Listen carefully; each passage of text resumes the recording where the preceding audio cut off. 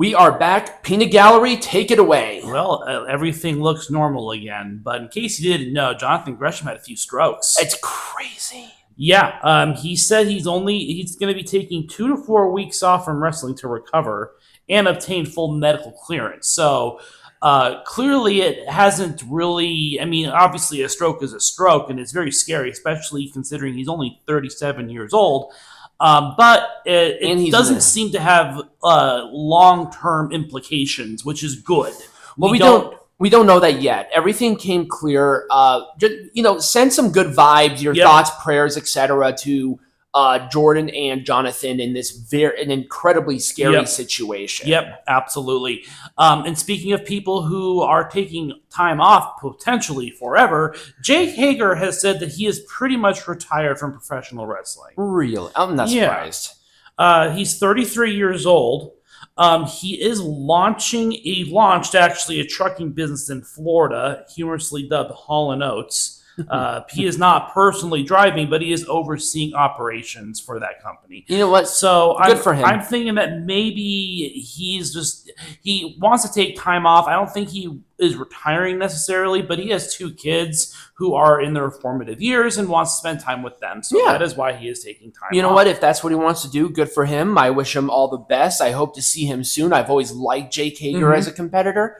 But that's just sort of where he is there. I was wondering why you had him on there. Oh, Portland Wrestling. Why did you think it was a good idea to... Consequences! Yay! Joey Ryan, our favorite. Yeah, Joey Ryan tried to make a comeback. He did. Portland Wrestling tried to defend their decision on bringing him back. And apparently, like, the people who were going to rent him the ring and the venue were actually threatening to cancel.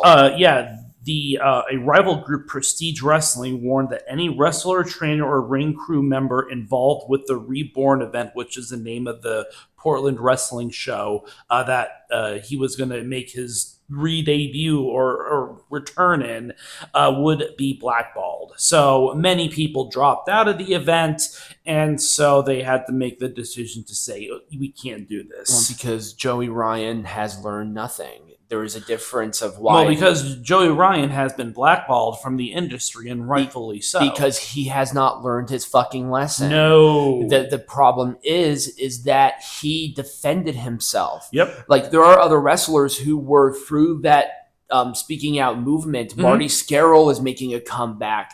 Darby Allin faced, I would say, little. Sammy Guevara got hit pretty hard, but I think overall, once again, remorseful. Yes. They made the necessary steps to do better, and it does happen. But Joey Ryan has done none of that. Right. No, he has not learned anything, and he deserves to continue to be blackballed from the industry. And he was blackballed from Disney, too. Do you remember he had a job with Disney? Oh, that's right. I remember that whole Disney thing. I was like, what did he do? Oh, yeah, he was a presenter for a Disney theme park ride, and people notified the park about it. I can't remember which one. I think it was Disney World, and he was fired. So. Oh, well, maybe he can get a job with the federal government. He get a job 6 feet under. That's terrible. Speaking of someone who's 6 feet under right now. That was not intentional, by the way. That was absolutely awful. Tomohiko Hashimoto passed away at the ripe old age of 47. He had liver cancer. Oh, shit. But he started his own promotion, Pro Wrestling A-Team. He spent some time in DDT Pro Wrestling. He competed in the independent circuit. He had some MMA matches as well, most notably facing Alistair Overeem in 2003. So he was very influential. He also was a person who mentored and trained Io Sky when she was part of the Team Maheken group. Yeah. That's kind of cool. So there we go. All right. So, so indie promotion Rise has denied rumors that Jimmy Havoc, again, someone who has not learned their lesson from the speaking out movement, they have denied that he is returning to the ring at this event. Good. I did hear that rumor, and I'm glad that they're not. Yeah, and I'm like, I wonder, I don't think there's any connection between this and the Portland event, but obviously, people who are part of the speaking out movement that have not learned their lesson are continuing to be blackballed from the industry. As they should. As they should. Speaking of someone who is, out for a while, let's talk about Adriana Rizzo, who is out with a torn ACL and a torn meniscus. Yeah, that's going to fuck her up for at least, 8 months? And that's being generous? This comes after her 2023 injury with the ruptured Achilles tendon and the 2024 partial ACL tear. So she is our latest injury-prone special child. I guess so. Yeah, no, seriously. Speaking of leg injuries, Dustin Rhodes needs both of his knees to be replaced. Oh my god. Yeah. Why did he have 3 titles? And why hasn't he lost his 2 tag team titles? Because nobody cares about Ring of Honor anymore. That is true. But yeah, he is he said his knees are both destroyed. He plans on getting back into the ring. I don't know how much more he has, but he is expecting to be sidelined through all of next year as well. Oh, God.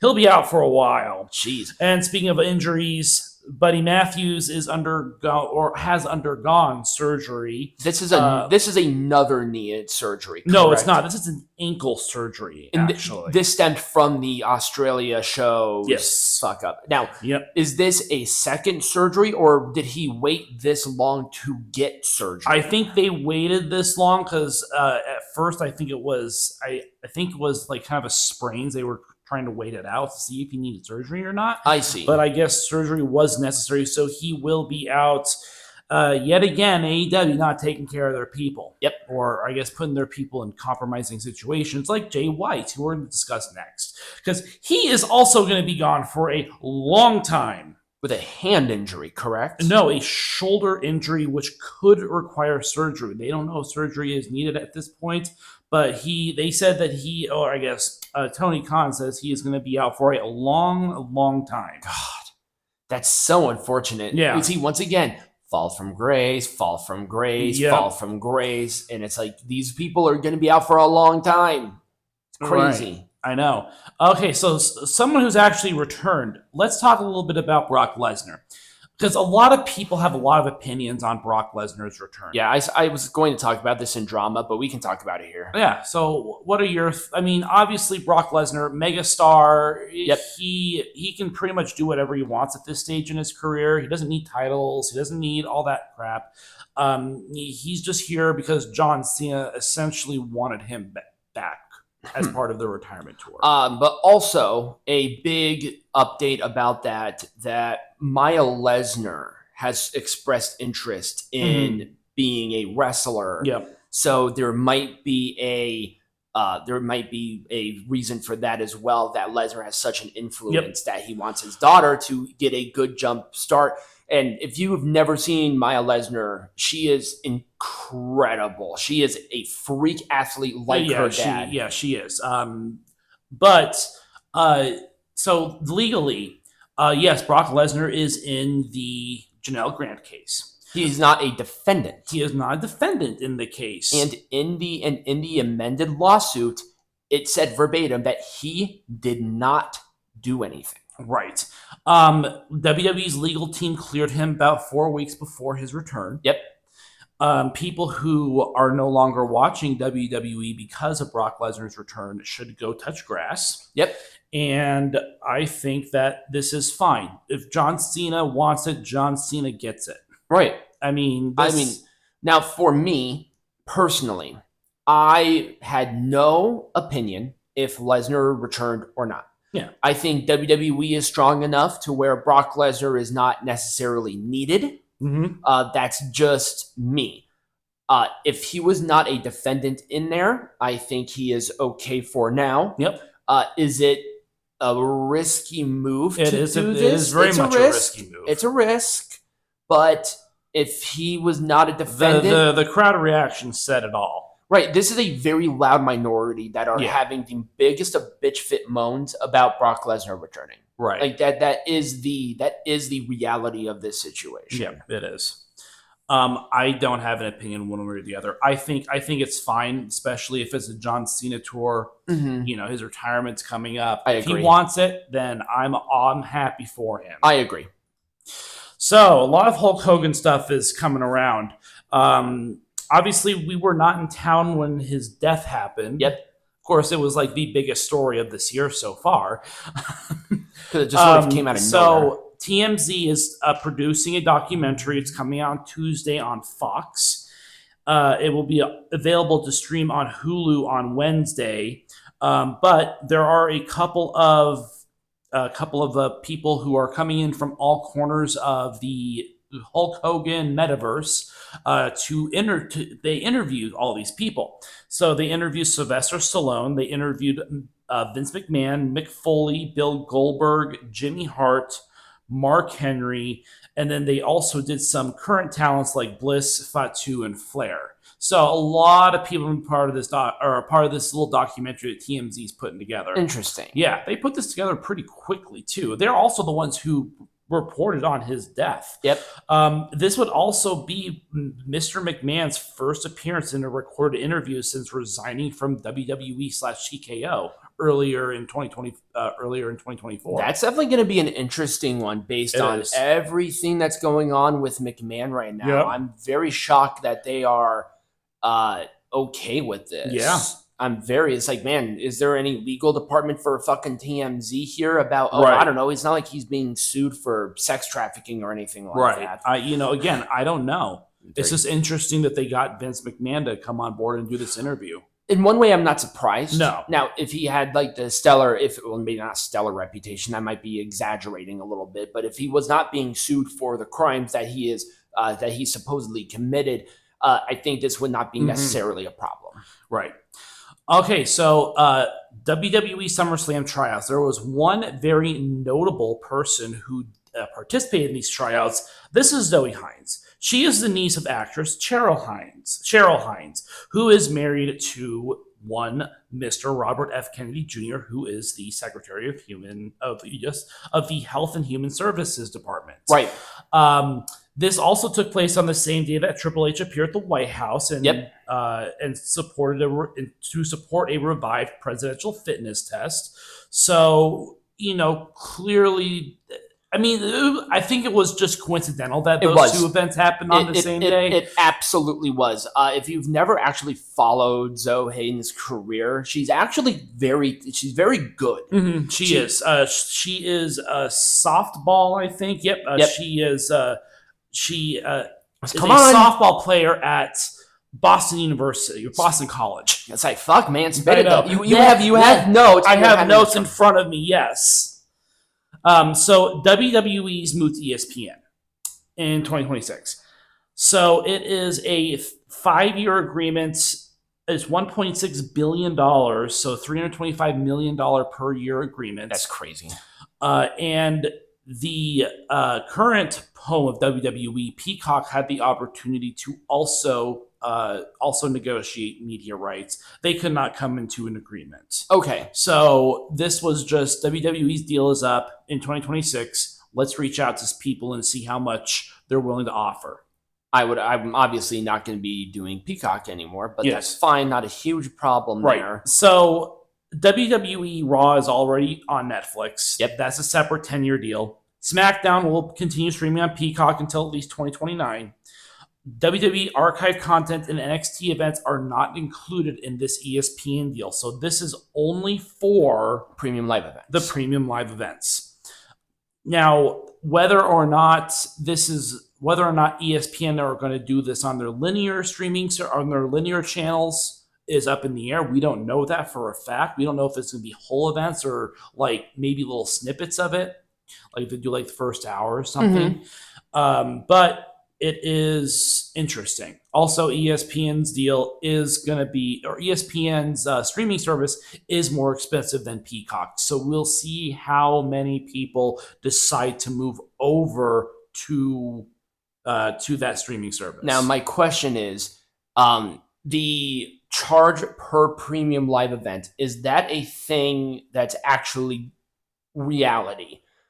I think it's just part of the $29.99 a month. I don't think there's any additional charge for the premium live events. Okay. Beyond the $30 that you have to pay monthly. Okay. To have the subscription.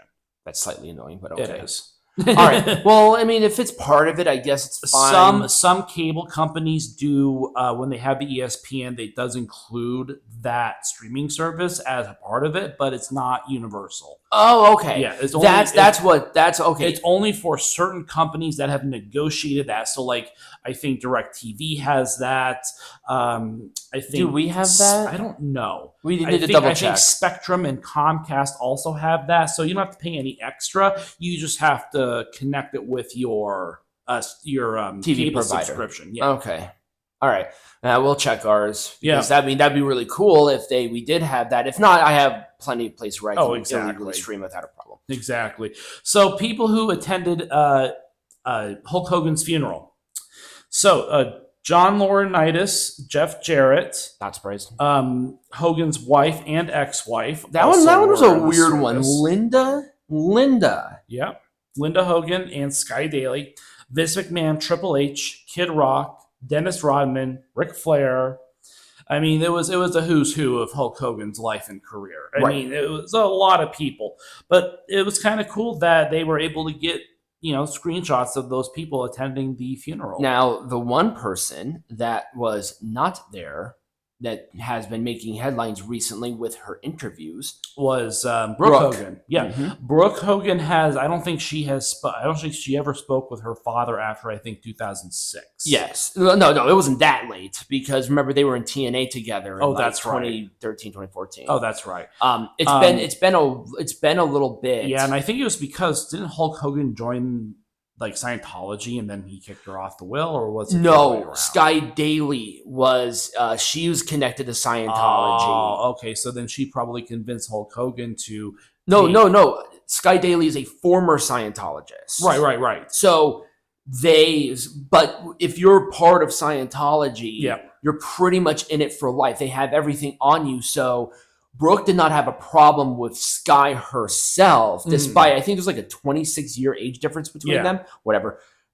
It was that connection. She was worried that Scientology would get their grubby little hands on the Hogan dynasty because of that affiliation. Now, I don't know how that would work exactly, but that's why she was keeping her distance.